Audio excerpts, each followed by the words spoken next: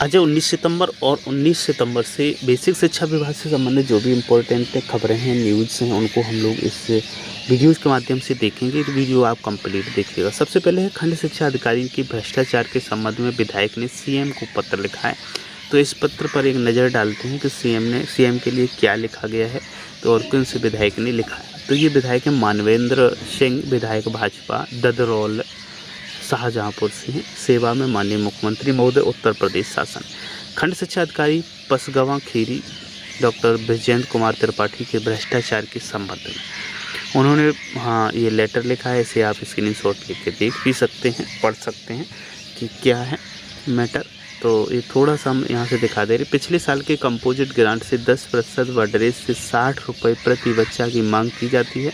प्राथमिक विद्यालय कोटरी ब्लॉक पसगवां खीरी के इंचार्ज प्रधानाध्यापक श्री अनुपम से 10,000 रुपये दिनांक 10/9/2021 को धमका कर ले लिए गए। श्रीमान जी से अनुरोध है खंड शिक्षा अधिकारी के खिलाफ कार्रवाई करने के लिए वहाँ पर इन्होंने लिखा हुआ है। तो ये लेटर था विधायक जी का मुख्यमंत्री के नाम। अब देखते हैं आगे। और आगे यहाँ पर है बेसिक शिक्षा की शिक्षिका से 10,000 रुपये की मांग, ऑडियो वायरल हुआ, दी गई धमकी। तो इसका ऑडियो भी है और हालांकि वीडियो तो नहीं हम आपको दिखा सकते, लेकिन 10,000 रुपये की डिमांड की गई। विकासखंड के गांव इंदरपुर के प्राइमरी स्कूल में प्रधानाध्यापिका के पद पर तैनात रूबी कटारिया से एक व्यक्ति द्वारा 10,000 रुपये की मांग करने का ऑडियो वायरल हो रहा है। और वायरल ऑडियो में युवक शिक्षिका को स्कूल में नहीं आने की बात कहकर 10,000 रुपये में वीडियो वायरल नहीं करने का सौदा कर रहा है। आरोपी खुद को मीडिया कर्मी बताता है और शिक्षिका के जेठ ने इस मामले में राज्य महिला आयोग को पत्र प्रेषित कर सुरक्षा की गुहार लगाई है। इस मामले की शिकायत जिलाधिकारी व पुलिस अधीक्षक से भी की गई। तो करनी भी चाहिए जो ऐसा मैटर है जहाँ के वीडियो भी वायरल हो रहे हैं, शिक्षिकाओं से पैसा मांगे जा रहे हैं, शिक्षकों से पैसा मांगे जा रहे हैं, तो यहाँ पर कार्रवाइयाँ भी होनी चाहिए और सघन जांच भी होनी चाहिए।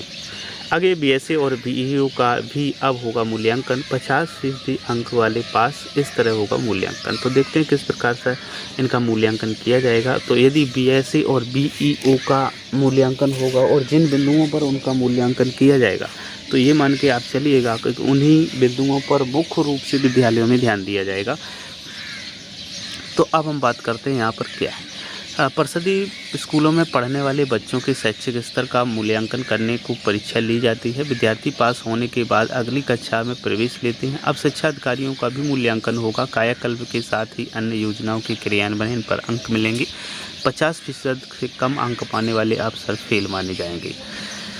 तो यहाँ पर आपने देख लिया किन बिंदुओं पर भौतिक सत्यापन, भौतिक प्रवेश की बात की गई है, कायाकल्प की बात की गई है। वहाँ पर शिक्षकों के साथ अधिकारी की बराबर भागीदारी भी होनी चाहिए। तो ये काफ़ी कुछ बिंदु होंगे जिनके आधार पर उनका मूल्यांकन किया जाएगा। 18 बीएससी को 18 और बीईओ को 16 बिंदुओं पर मूल्यांकन किया जाएगा।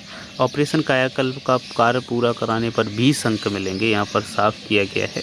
और शिक्षा अधिकारियों को 80% से अधिक अंक मिलने पर उत्कृष्ट श्रेणी में, 71 से 80 का अति उत्तम होगा, 61 से 70 का उत्तम होगा, 50 से 60 का संतोषजनक और 50 से कम होने पर अनुत्तीर्ण यानी कि खराब काम माना जाएगा। अब चलो बात करते हैं आगे। एआरपी के मूल विद्यालय में मूल पद को सुरक्षित रखने के संबंध में बीएससी को एआरपी ने पत्र लिखा है।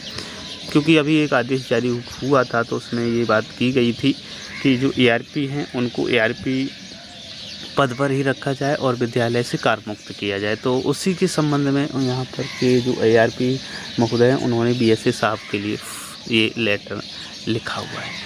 और यहाँ पर साफ कहा है कि एआरपी के मूल विद्यालय में मूल पद को सुरक्षित रखा जाए, इसे मतलब दूसरी नियुक्ति ना की जाए। सीधी बात यही हुई यहाँ पे।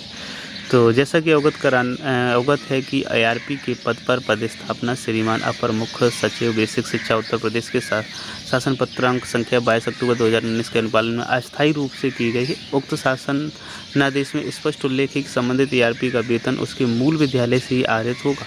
एआरपी पद का कार्यकाल पूर्ण करने के उपरांत वह अपने मूल विद्यालय वापस भेज दिए जाएंगे।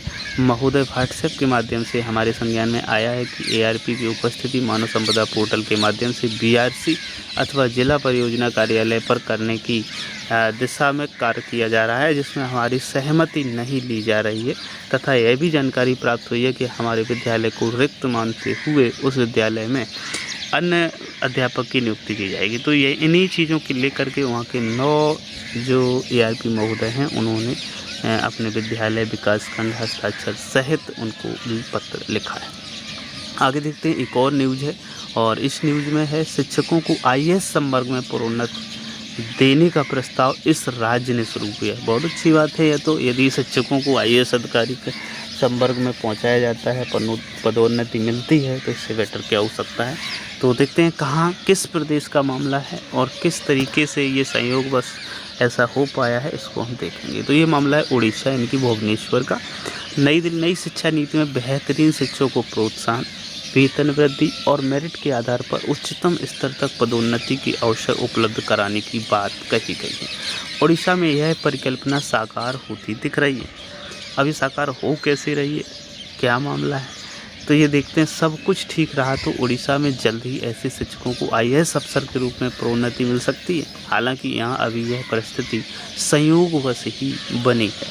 फिर भी शिक्षा विभाग के प्रस्ताव को लेकर शिक्षकों में उत्साह है और उच्च शिक्षा विभाग ने पहली बार उड़ीसा शिक्षा सेवा कैडर के अफसरों और शिक्षकों को भी IAS के रूप में पदोन्नति देने की सिफारिश की। तो जो उच्च शिक्षा के अधिकारी हैं उनके लिए ये बात की गई है, लेकिन फिर भी ये तो मान के चलिएगा कि जहाँ पर उच्च शिक्षा के शिक्षकों को यदि IAS तक बनाया जाता है और उनकी सेवा नियमावली को चेक किया जाता है, उनके कार्य को देखा